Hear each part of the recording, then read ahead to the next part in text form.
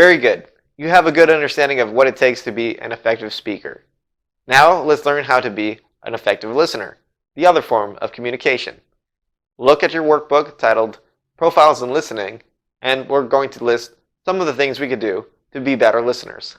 The active listener maintains eye contact with the speaker, leans in towards the speaker, focuses on what the speaker is saying, repeats what the speaker is saying, asks clarifying questions, and ignores distractions.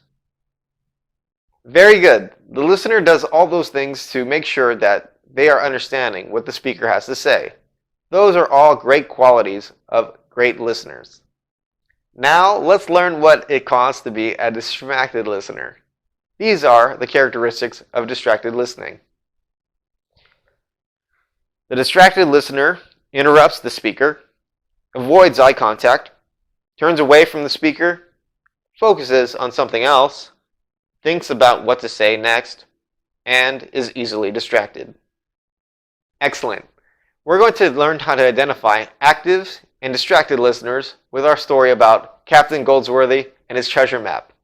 Follow along on page 13. Captain Goldsworthy is an assertive speaker. However, his crewmates are not the best active listeners, and some of them are easily distracted. But before we begin, let's go over some of the pirate terms so we can better understand the story. Here are those pirate terms. Booty is stolen treasure. A matey is a friend. Hearty means a friendly way to address the friend. And blimey is an exclamation of surprise. As we read the story, be sure to be on the lookout for an active listener. Polly the parrot said, "Look! Captain Goldsworthy and his pirate crew had sailed the 7 seas in search of the deserted island with buried treasure. As their ship neared land, tragedy struck. Look! Captain Goldsworthy had solved the mystery of the treasure map, but there wasn't much time to share it. Listen closely to discover which of Captain Goldsworthy's pirates went on to find the booty. Look!"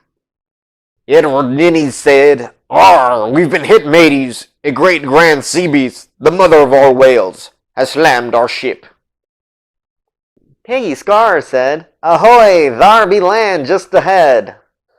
Scully Drake said, "Shiver me timbers, she's a-sinking fast."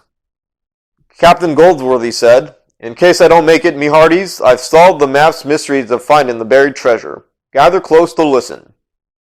Holly the parrot said, "Look!" The crew gathered around Captain Goldsworthy. Edward Ninnies leaned in to listen and looked directly into the captain's eyes, even the patched one. "Look!" Captain Goldsworthy said, "Yea, walk 10 paces north from the shore through the coconut palm trees, then—" Interrupting, Peggy Scar said, "I once stubbed me toe on a coconut." Polly the parrot said, "Look!" Just then, Scully Drake started looking for crackers. Look! Looking away, Scully Drake said, "Blimey barnacles, has anyone fed the parrot?" Edward Ninny said, "Captain, yea, say 10 paces north through the palm trees and then—" Captain Goldsworthy said, "Go 6 paces east towards Crossbone Cove." Scully Drake said, distracted, "Ahoy! Thar be a box of crackers floating out in the sea." Captain Goldsworthy said, finally, "Ye want to go 3 paces past Pineapple Rock and—" Peggy Scar said interruptingly, "Our once had a jewel that looked like a pineapple." Edward Ninny said, "Arg, scallywags! Are ye even listening? Captain, what happens next?" Captain Goldsworthy said, "The treasure is buried at the base of Maroon Mountain, 6 paces west of Pegleg Bay." Polly the parrot said, "Look! Captain Goldsworthy's crew swam ashore, but only one pirate found the buried treasure. Look!" Excellent work. Using the profiles on listening on page 12, list the characteristics described on the active and distracted listeners of the pirates. And who do you think found the treasure? I think Edward Ninnies found the treasure because he was an active listener. Edward Ninnies displayed active listening skills by leaning in to make sure Captain Goldsworthy knew he was paying attention, by making eye contact, by asking clarifying questions, by repeating some of the instructions, and by avoiding all the distractions going on around the ship. Those are characteristics of great active listening, and good job for Edward Ninnies on doing so. If you were a speaker like Captain Goldsworthy, would you respect and appreciate active listeners such as Edward Ninnies? I know I would. When I speak, I want to be heard, and I want to make sure that the person listening is caring and not distracted by other things or interrupting me. Was the pirate Scully Drake a good listener? I didn't think so. Why? The pirate Scully Drake was not a great listener to the captain because he was easily distracted by feeding the parrot and for other activities going on around the ship while the captain was giving those instructions to find the buried treasure. Was the pirate Peggy Scar a good active listener? No, she wasn't. She was interrupting the captain several times when he was giving instructions. That's rude and not a good example of active listening.